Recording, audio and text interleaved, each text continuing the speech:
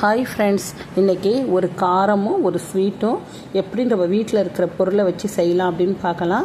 ஒரு வானலில் ஒரு ஸ்பூன் நெய் விட்டுக்குங்க. அதில் முந்திரியை போட்டு நல்லா வறுத்து எடுத்துக்கலாம்.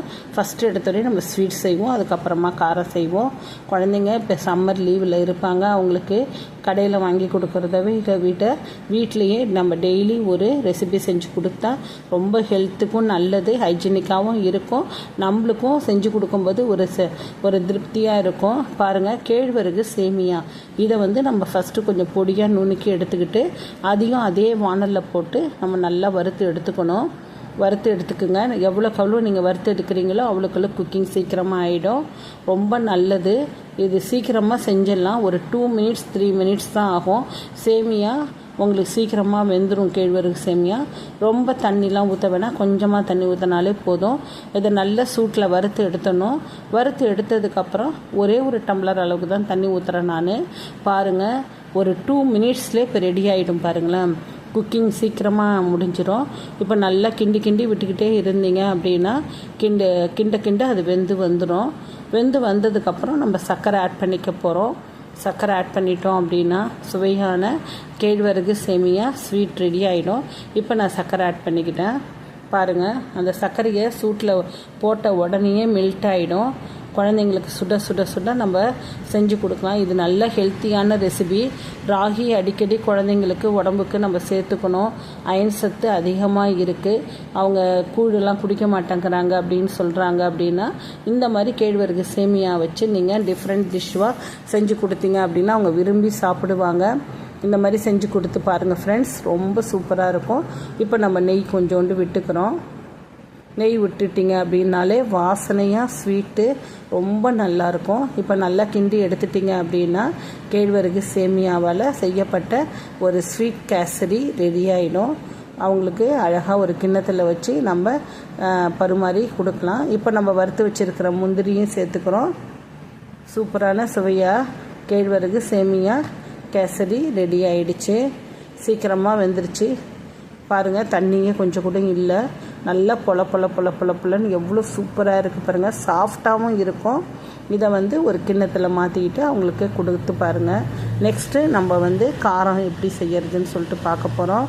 பாருங்கள், எப்படி இருக்குது பாருங்கள் ஃப்ரெண்ட்ஸ். பார்க்கும்போதே உங்களுக்கும் சாப்பிடணுன்னு தோணும். செஞ்சு பாருங்கள் ஃப்ரெண்ட்ஸ். நெக்ஸ்ட்டு காரம் எப்படி செய்கிறது அப்படி சொல்லிட்டு சொல்கிறேன். 1 கப் அளவுக்கு கடல மாவு எடுத்துக்கோங்க. கடல மாவை சலித்து எடுத்துக்கோங்க. அதே அளவு 1 கப்பு அரிசி மாவு எடுத்துக்கோங்க. இது 2 தான் நம்மளுக்கு இப்போ காரம் செய்ய போகிறோம். கொஞ்சம் உப்பு சேர்த்துக்க போகிறோம்.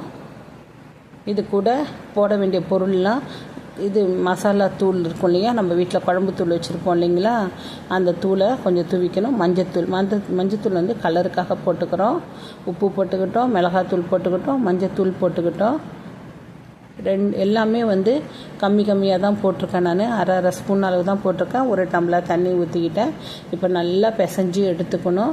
நம்ம முறுக்கு மாவு பிசைகிற பதத்தில் பிசைஞ்சு எடுத்துக்கணும். கொஞ்சம் கொஞ்சமாக தண்ணி ஆட் பண்ணிக்கலாம். பாருங்கள், கொஞ்சமாக ஊற்றி பிசைஞ்சாதான் அப்படின்னா தண்ணி குடிக்காமல் இருக்கும். அப்போ தான் நம்ம எண்ணெயில் புழிஞ்சு எடுக்கும்போது. இதுவும் நம்ம வீட்டிலே குழந்தைங்களுக்கு செஞ்சு கொடுக்கும் பொழுது அவங்களுக்கு ரொம்ப விரும்பி சாப்பிடுவாங்க. இது இடியாப்பச்சிலே கொஞ்சம் ஹோல்ஸ் பெருசாக இருக்கிறதா எடுத்துக்கோங்க. நூடுல்ஸ் புழிகிற சைஸ் இருக்கும் இல்லைங்களா, அந்த மாதிரி எடுத்துக்கிட்டிங்கன்னா பொடி முறுக்கு குழந்தைங்க ரொம்ப விரும்பி சாப்பிடுவாங்க இல்லைங்களா. இது அப்படியே டேரெக்டாகவே நீங்கள் எண்ணெயில் புழிஞ்சு விட்டலாம். அடுப்பில் வானலில் வச்சு எண்ணெயை ஊற்றி எண்ணெய் காஞ்சதும் அடுப்பை லோ ஃப்ளேமில் வச்சுக்கோங்க. அதுக்கப்புறம் புழிஞ்சு விடுங்க. அதுக்கப்புறம் வேகமாக அடுப்பை வச்சுக்கோங்க. ஒரு 2 மினிட்ஸ்லேயே குக்கிங் ஆகிடும். அதுக்கப்புறம் வேக வச்சதை எடுத்து குழந்தைங்களுக்கு பரிமாறுங்க. கொடுத்து பாருங்கள், எப்படி சாப்பிட்டு பார்க்குறாங்கன்னு பாருங்கள். இதை மாதிரி சம்மருக்கு ஒரு ரெசிப்பியாக கொஞ்சமாக குழந்தைங்களுக்கு நம்ம கையால் செஞ்சு கொடுக்கும் பொழுது அவங்க சாப்பிட்டு பார்க்கும்போது நம்மளுக்கும் ஆனந்தமாக இருக்கும். அவங்களும் விரும்பி சாப்பிடுவாங்க ஃப்ரெண்ட்ஸ். ரொம்ப ஈஸி ஃப்ரெண்ட்ஸ். ஒரு கப் அளவு எடுத்திங்கனாலே இது நிறைய வந்துடும். அப்பப்போ ஃப்ரெஷ்ஷாக நம்ம செஞ்சு கொடுத்தலாம். கடையில் வாங்குகிற எண்ணெய் அவங்க குக்கிங் ஆன எண்ணெயிலேயே திரும்ப புது எண்ணெய் ஆட் பண்ணுவாங்க. நம்ம அந்த மாதிரி இல்லை, தேவைக்கேற்ற அளவுக்கு எண்ணெய் ஊற்றி நம்ம செய்கிறோம். அதனால் நம்மளுக்கு குழந்தைங்களுக்கு ரொம்ப ஹைஜீனிக்கான நம்ம ரெசிபி செஞ்சு கொடுக்குறோம். பாருங்கள், அடுத்த ஈடும் நான் புழிஞ்சு எடுத்துட்றேன். எப்படி வருதுன்னு பாருங்கள். அவ்வளோ சூப்பராக இருக்கும். காரமும் ரெடி ஆகிடுச்சு, ஸ்வீட்டும் ரெடி ஆகிடுச்சு. குழந்தைங்களுக்கு நீங்கள் இதே மாதிரி ஒரு முறை செஞ்சு கொடுங்க. ஷேர் பண்ணுங்கள் ஃப்ரெண்ட்ஸ், லைக் பண்ணுங்கள், கமெண்ட்ஸ் பண்ணுங்கள். எப்படி இருக்குன்னு சொல்லிவிட்டு சாப்பிட்டு பார்த்துட்டு சொல்லுங்கள் ஃப்ரெண்ட்ஸ். தேங்க்யூ.